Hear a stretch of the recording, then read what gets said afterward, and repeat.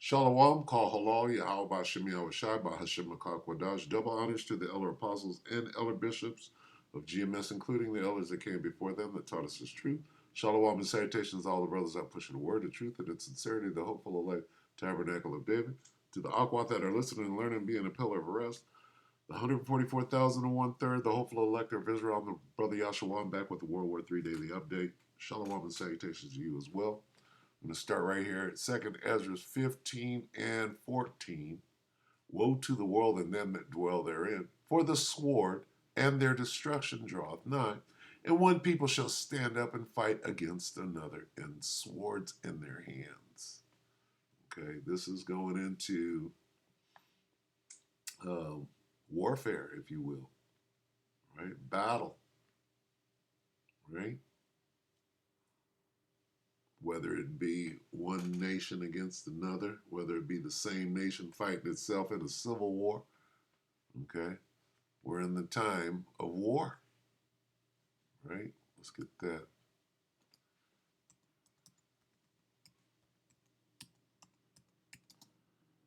Ecclesiastes 3 and 1. To everything there is a season and a time to every purpose under heaven. Time to be born and a time to die, a time to plant and a time to uproot, right? Jump down to 8, a time to love and a time to hate, a time for war and a time for peace. Which one do you think we're in? We're at the time of war. All right. So with that being said, looking for something here. I'm looking for this. This is 58 minutes ago, Tech Beat. Russia and China warn UK and US to stop attacking Houthi rebels in the Red Sea. This is basically a quick wrap up, if you will, a culmination of a lot of the different theaters and so on. If you got Russia and China, Russia is the Eastern European theater. China is the South China Sea theater. Okay. And then you got UK and US over here attacking Yemen in the Valley of Yehoshaphat, which is the Middle Eastern theater, right? Well, let's see what's going on here. Take it away. The United States and Britain have carried out military strikes against targets in Yemen in retaliation for Houthi rebel attacks on shipping in the Red Sea. The Houthis and the group's backer Iran have condemned the strikes. In the complex geopolitical landscape of the 21st century, international relations are often fraught with tension and rivalry. One of the latest flashpoints in this ongoing struggle for power and influence has emerged in the Red Sea, where the United Kingdom and the United States have found themselves at odds with Houthi rebels in Yemen. As tensions escalate, two formidable global powers, Russia and China, have issued stern warnings to the UK and US, demanding an end to their military actions in the region. This development underscores the intricate web of alliances, interests, and power dynamics that shape contemporary geopolitics. The Red Sea, located between the African continent and the Arabian Peninsula, holds immense geostrategic significance. It serves as a vital maritime corridor for global trade, linking Europe, Asia, and the Middle East.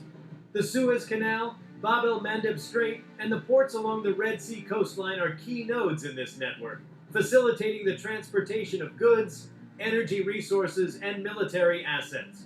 Control over this maritime passage is therefore a matter of great importance for major world powers. The conflict in Yemen has been ongoing since 2014, when Houthi rebels, aligned with Iran, overthrew the Yemeni government and took control of the capital, Sana'a.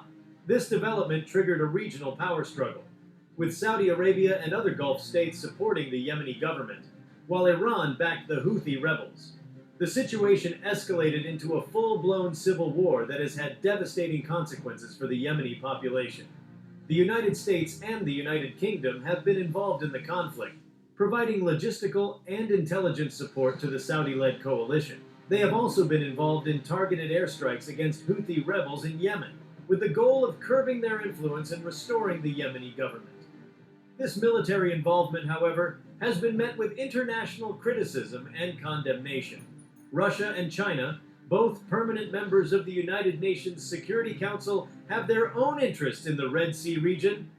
These interests are primarily driven by their economic and geopolitical considerations. Russia has established itself as a significant player in the Middle East and North Africa region in recent years. Its support for Syrian President Bashar al-Assad and its growing military presence in Syria have strengthened its influence in the area. Furthermore, Russia seeks to expand its naval presence in the Mediterranean and Red Seas, enhancing its ability to project power and protect its interests in the region.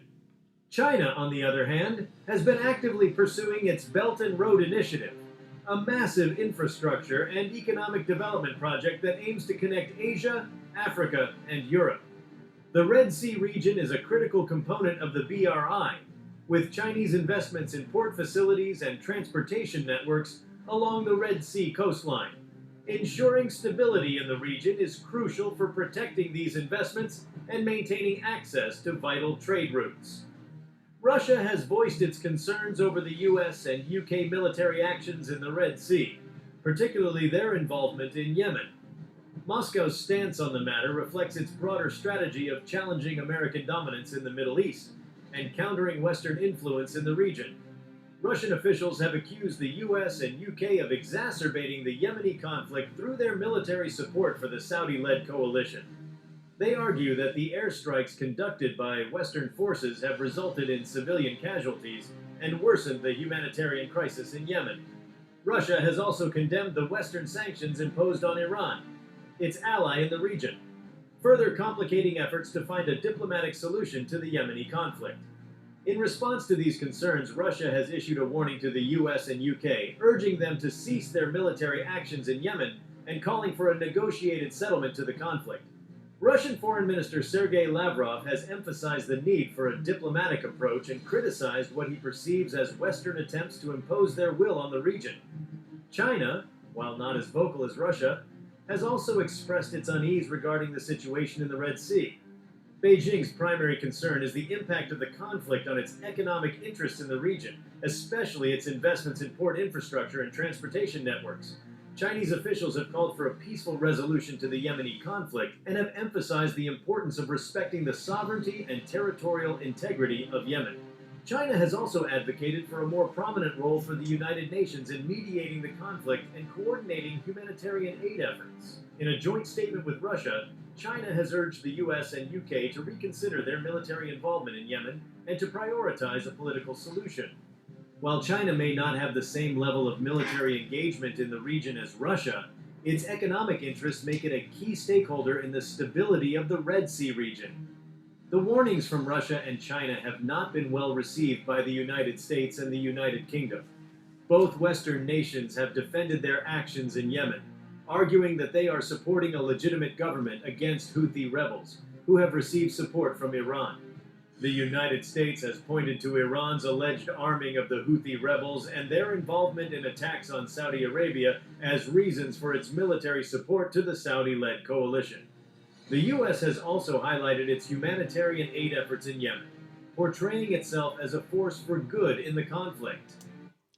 Are you bombing them or are you feeding them? All right. The hypocritical nature of this devil is going to continue to be spread about. All right. So, yeah, we'll end it right here. If you want to watch the rest of this, just more of the same. The world is on fire. Okay. And that's exactly what the Most High and His Son want, right? If it be already kindled, what will I? Already. Let's get already kindled, okay? Because when He comes back, He wants to see it on fire. Well, He's coming back soon. All right. Luke 12:49. I am come to send fire on earth. Who said that? Your beloved, ever so soft, Jesus, said he is coming to send fire. And what will I if it be already kindled? In the NLT, I have come to set the world on fire. What world? Esau's world. And I wish it were already burning. Well, guess what? What does it look like? Oops, Salakia. It looks like it's already on fire. Yeah? Show me some explosions. That's fire right there. Let me see. Show me some good fire here. No? That's fire. Well, the fire's out now, but there's firepower. What's that? Where's this thing going? It's going down. Look at this. Okay, we've got warship, battleships, and destroyers, right? Well, let's all go into hell in a handbasket. Look at that. All right. It's going down. It ain't gonna get better. It's on fire. Right? Already kindled. Set ablaze. And how I wish it were already set ablaze. Well, Yahweh's wish is coming true right now. So we'll end it right there.